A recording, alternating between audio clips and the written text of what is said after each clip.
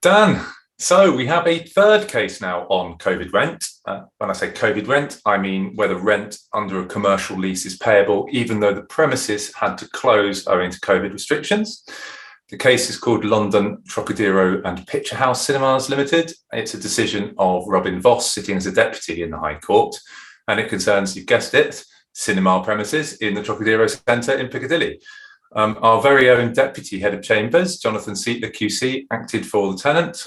Unfortunately for the tenant, things didn't go its way on this occasion, but there's lots to get through, so let's dive in. There is. Well, thanks, Ben. And practitioners have obviously been thinking about this issue for quite a long time now, but it's probably worth beginning with a very quick reminder of the three key substantive arguments that tenants have so far been putting forward in these types of cases.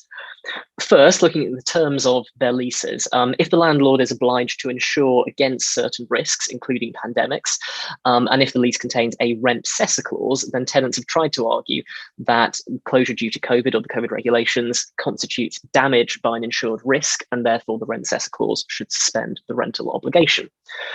Tenants have also tried to argue that terms of various types should be implied into the leases. But the basic argument is that no rent should be payable during the time when either the premises had to be closed due to COVID, or, slightly broader implied term, during any time when the business was trading below its expected level due to the effect of the pandemic. And then finally, there's an argument that the contract has somehow failed. Because the premises couldn't be used for their intended or permitted use during the duration of the pandemic, this amounted to either supervening illegality or there's been a failure of consideration, and so the rent should not be owing for that period.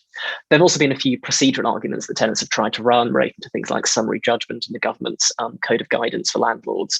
Those have all failed quite spectacularly. The case also the insurance point didn't arise in this case. That was quite robustly dealt with in the Bank of Mellon New York decision at first instance.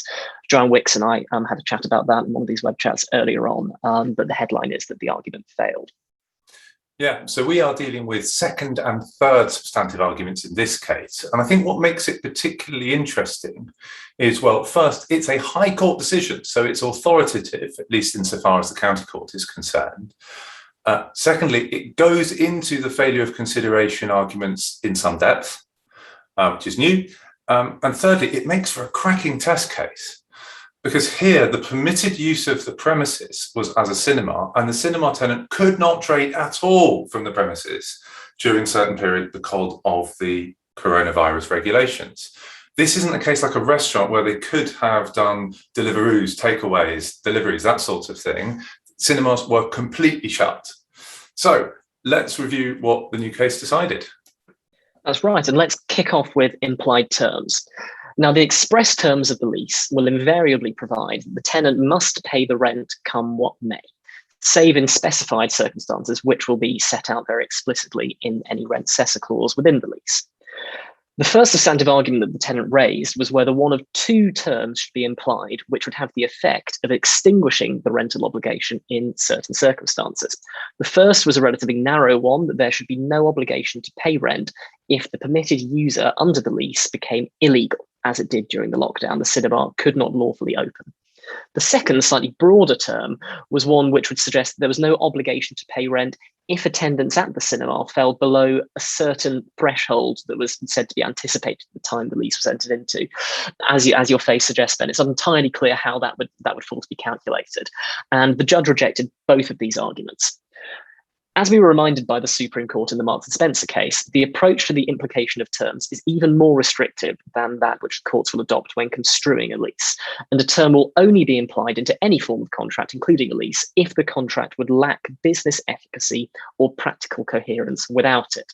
And in this case, the judge held that the temporary inability of the tenant to put the premises to the permitted use and the reduced turnover as a result was simply part of the balance of risk under the lease. There's no obvious reason, he said, why to make this contract workable, to give it coherence and efficacy. The risk of COVID or an event like COVID should be allocated solely to the landlord rather than the tenant. Both the landlord and tenant have businesses to run. Both are dependent on the income streams they receive from the premises. Both crucially could get insurance. So this simply wasn't a case where we were in the kind of unworkability territory that brings implication into play. Yeah, I mean, I think the killer question is, if the landlord has to bear some of the burden, how much? why should it be all? Should it be 50-50 or maybe 60-40? And if you can't say for certain what it should be, you can't imply a term. So there we go. Implied terms. What about failure of consideration? So this is quite tacky law. For various reasons, actually, it's better to call it the doctrine of failure of basis, as the judge explains. So we'll do that. And the argument is in essence 4 parts. 1, the whole basis of the lease was that the tenant would be permitted to operate a cinema from the premises. 2, that basis failed because for large periods the tenant was prohibited from doing so by law. 3, now the doctrine of failure of basis is a total, you've got to have total failure of basis.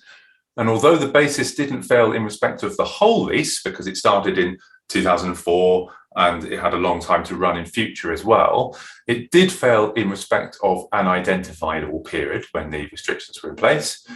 And 4, that identifiable period could be severed so that it could be said that there was a total failure of basis for that period, which is the requirement for the doctrine. Right, but despite that, the judge in fact concluded that there had been no failure of basis because the user of the premises as a cinema was not in fact fundamental to the basis on which the parties had entered into the lease. Yeah, but the tenant fell at the first hurdle. Now, it's interesting. The landlord argued that there could be no failure of basis simply because there had been a grant of a demise, and that's what the tenant got, even though it was useless to anyone. And the landlord amplified that by saying, oh, well, you can store your stuff there as well. Those were not the reasons for the judge's decision. He said, look, an empty demise, or even one that you can use as purely ancillary storage to a business that can't operate, isn't of sufficient benefit to the tenant.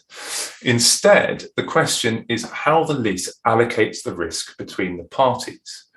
And the judge concluded that the parties' expectation that the premises could be lawfully used as a cinema might have been motivation to enter the lease, but it wasn't fundamental to its basis. Now, that put like that seems a bit harsh to me, but the judge's explanation is that in certain cases, such as fire, the lease dealt with the inability to use the premises by providing for a rent setter. But in other cases where the premises couldn't be used, it was silent. And where it's silent, the assumption is the parties intended for rent to be payable.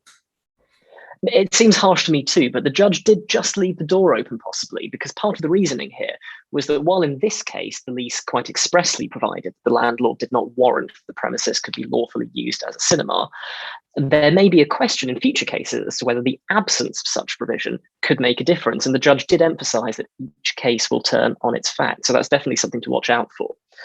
But in fact, what's quite interesting is that despite having fallen at the first hurdle, the head tenant in fact cleared all the remaining hurdles on its failure of basis argument. The judge, for example, held that if there had been a failure of basis, there was no reason in principle why the period for which the failure of basis had occurred could not be severed from the rest of the contract. The judge also dealt quite briefly with the question of whether this was in fact a genuine defence to a claim for rent, or whether this in fact should be brought as its own claim. The landlord argued that failure of basis is in fact part of the law of unjust enrichment rather than contract. Now, the critical point here is what's being paid for. In essence, if the tenant is saying that it hasn't got what it paid the landlord for, this is really an action for the return of money, or to use the old language, money had and received. And the judge concluded that this meant that failure of basis was not, strictly speaking, a defence to a contractual liability to pay rent. Rather, he gave guidance to the effect that such an argument would need to be pleaded as a counterclaim, which could then be set off against the contractual liability by the tenant. Now, it all seems rather circular, but there we go. And it's helpful to have the guidance at least going forwards. Okay, so what does that leave us with? 4 very short points. First, every case is going to turn on its own particular facts. The decisions of High Court masters are not binding authority anyway, so there's going to be room for argument in any particular case on the terms of the particular lease. 2, the insurance rent cession decision in Bank of New York Mellon is going on a leapfrog appeal to the Court of Appeal. That will also consider failure of consideration. Watch this space.